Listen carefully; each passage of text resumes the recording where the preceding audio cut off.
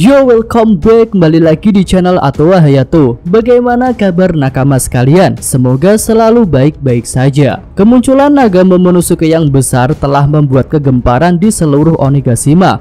Hal itu pun berlaku bagi para CP0. Apalagi beberapa chapter yang lalu mereka baru saja memperbincangkan mengenai buah buatan Vegapunk yang dikembangkan berdasarkan DNA Kaido. Lalu fakta bahwa Luffy si topi jerami menaiki naga itu menunjukkan bahwa sang naga pink ada di pihak pasukan aliansi.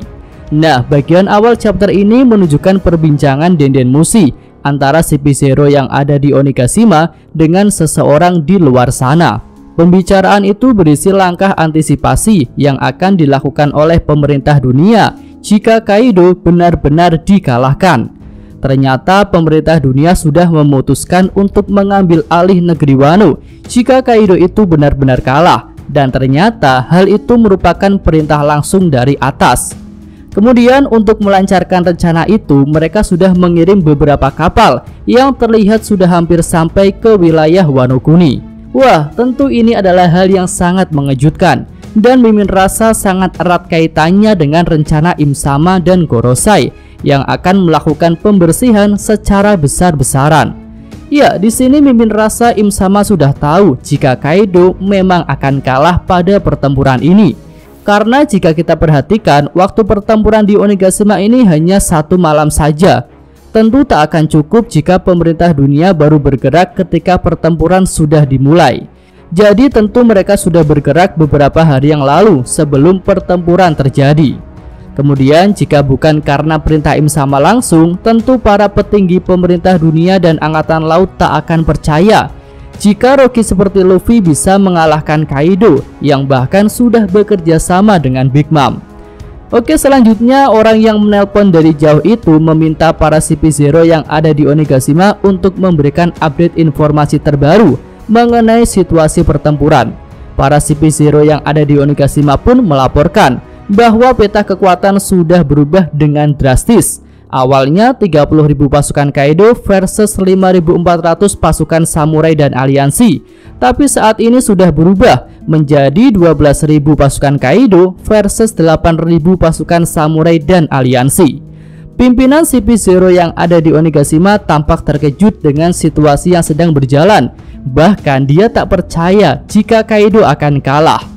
Namun orang yang bicara dari Denden Mushi tampak tenang, seolah situasi ini sudah sesuai dengan perintah yang turun kepadanya. Nah, hal ini nih membuat Mimin semakin yakin jika Im-sama sudah tahu bahwa Kaido akan kalah, sehingga dia mengirim CP0 untuk nyampah. Oke, lanjut lagi. Setelah menjelaskan perintah pertama, orang yang bicara lewat Denden Mushi itu menjelaskan perintah kedua, yaitu untuk menangkap Nico Robin. Dan akhirnya ketika mengatakan hal itu, sosok yang menelpon diperlihatkan. Dia adalah Rob Lucci yang tentu saja sudah naik pangkat menjadi CP0. Lucci pun menjelaskan jika Robin adalah ancaman yang nyata. Jadi tak peduli apapun hasil pertempuran ini, Robin harus didapatkan karena dia merupakan kunci untuk para bajak laut. Ya, tentu saja karena saat ini hanya Robin yang bisa membaca Red Poneglyph yang bisa mengantarkan para bajak laut menuju Laftel. Hal itu tentu tak diinginkan oleh pemerintah dunia. Nah, kedatangan Rob Lucci bersama banyak kapal perang ini tentu akan membuat pertempuran Wano jadi semakin menarik dan sekaligus membuka peluang untuk datangnya pasukan bantuan bagi pasukan aliansi. Di sini sih Mimin lihat ada 3 kelompok yang masih punya kemungkinan untuk datang ke Wano. Yang pertama adalah pasukan RA. Ya jelas karena mereka adalah musuh bebuyutan dari pemerintah dunia. Tentu RA tak akan diam saja saat CP0 akan menaklukkan Wano, yang jelas-jelas punya peran besar untuk mengungkapkan abad kekosongan yang ditutupi oleh pemerintah dunia. Lalu yang kedua adalah Shanks. Hal itu berhubungan dengan pesan Bang Oda di acara Jump Fest 2020. Di mana saat itu dia bilang bahwa pria berambut merah akan bergerak tahun ini. Dan inilah momen yang sangat pas ketika CP0 mau nyampah di Wano, Sang dan krunya akan datang untuk membereskan mereka. Iya, Mimin rasa hal itu akan terlihat epic sih, karena mungkin ketika Sang datang, Luffy sedang tak sadar lagi ketika sudah bertarung habis-habisan melawan Kaido. Nah, lalu yang ketiga adalah aliansi besar bajak laut topi jerami yang sudah terbentuk di Dressrosa. Banyak sih yang menantikan mereka akan hadir. Dan jika Lucci membawa pasukan yang besar dengan kapal-kapal perang itu, tentu jumlah armada besar aliansi topi jerami sangat cocok untuk menghadapinya. Oke, kembali ke cerita. Ketika Lucci memberikan perintah untuk menangkap Robin, ternyata Robin sudah sadar. Dia berterima kasih kepada Brook yang sudah menolongnya. Brook pun jadi tersipu malu.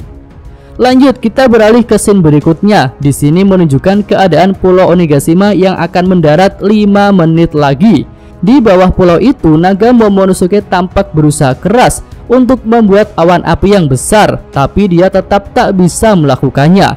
Nah, Momonosuke tampak sangat bingung karena jika dia tak berhasil melakukannya, maka akan jatuh banyak korban.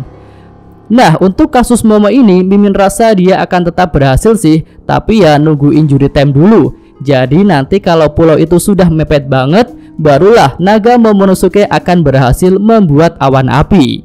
Yos, lanjut lagi, scene berganti menunjukkan aksi Putri Kaido yang dengan gagahnya mendaki Pulau Onigashima menggunakan mode hybrid. Ternyata Yamato sudah membagi tugas dengan Momonosuke.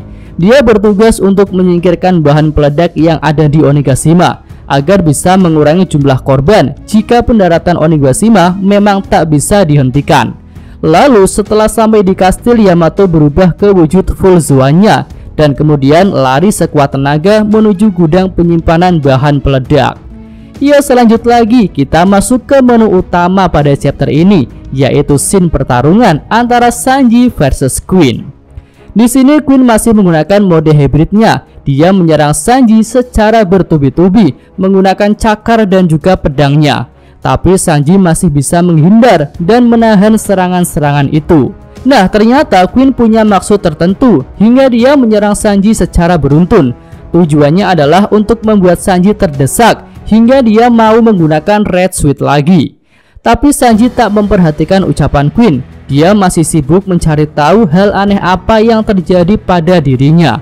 Namun Queen terus saja memaksa sambil menyebut-nyebut nama keluarga Fishsmoke.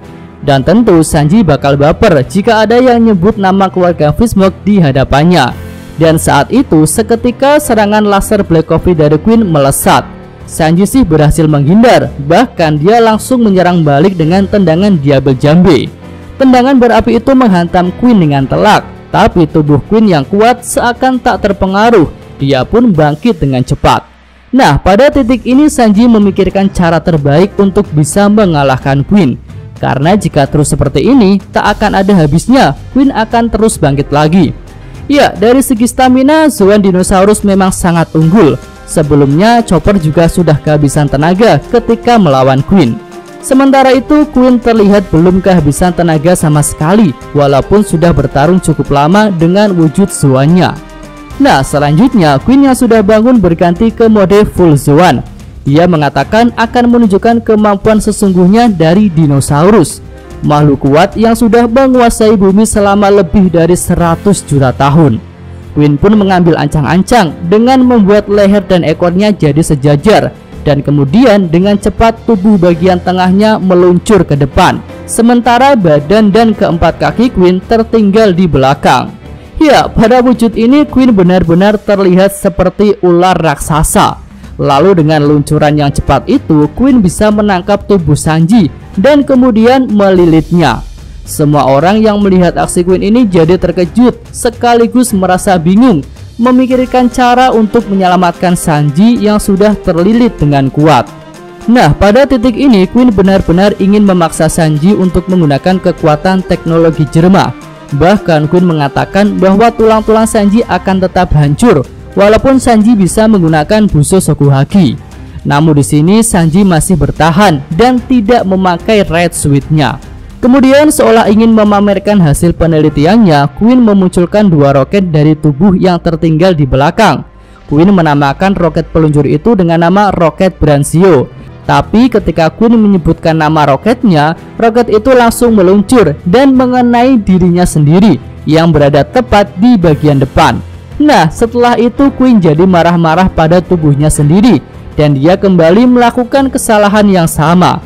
Queen menyebut nama roketnya lagi dan roket itu pun kembali meluncur dan mengenai dirinya. Apes dah.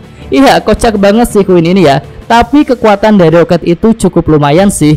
Queen sendiri terlihat muntah darah dan dia pun akhirnya melepaskan Sanji. Setelah itu Queen kembali ke tubuhnya dan menyatakan bahwa Sanji sudah tak bisa bergerak lagi.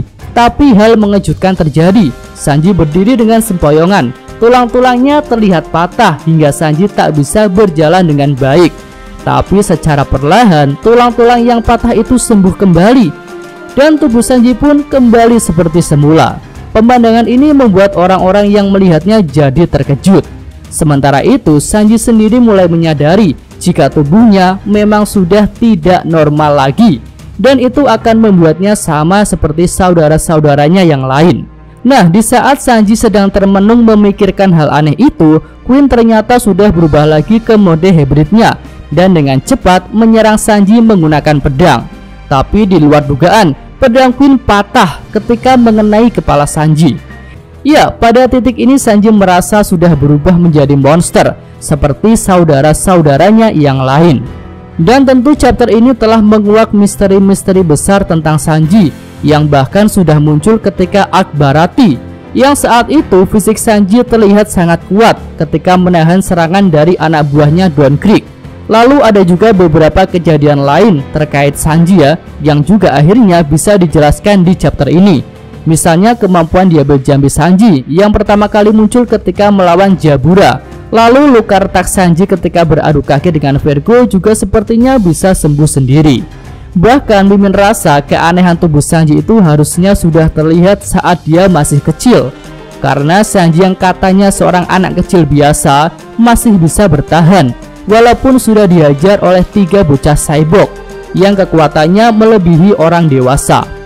Ya, cerita chapter ini pun berakhir sampai di sini saja. Tapi Mimin masih punya pertanyaan mengenai Red Switch Sanji nih. Apakah benar Sanji tak akan memakainya lagi? Kalau masalah peningkatan kekuatan dan daya tahan tubuh, mungkin chapter ini sudah menunjukkan bahwa tanpa Red Switch pun Sanji akan memilikinya. Tapi yang jadi masalah, apa Sanji rela melepaskan kekuatan untuk menghilang, yang merupakan salah satu impiannya. Nah, menarik nih, jangan-jangan Sanji hanya akan pakai Red Switch ketika ada di pemandian air panas saja. Haha. Oke, cukup sekian ya video kali ini. Jika ada tambahan, saran dan kritik, silahkan disampaikan pada kolom komentar. Dan terima kasih. Oke, cukup sekian video kali ini. Semoga nakama sekalian menyukainya. Terima kasih sudah nonton. Jangan lupa like-nya dan subscribe channel Atowa Hayato. Show!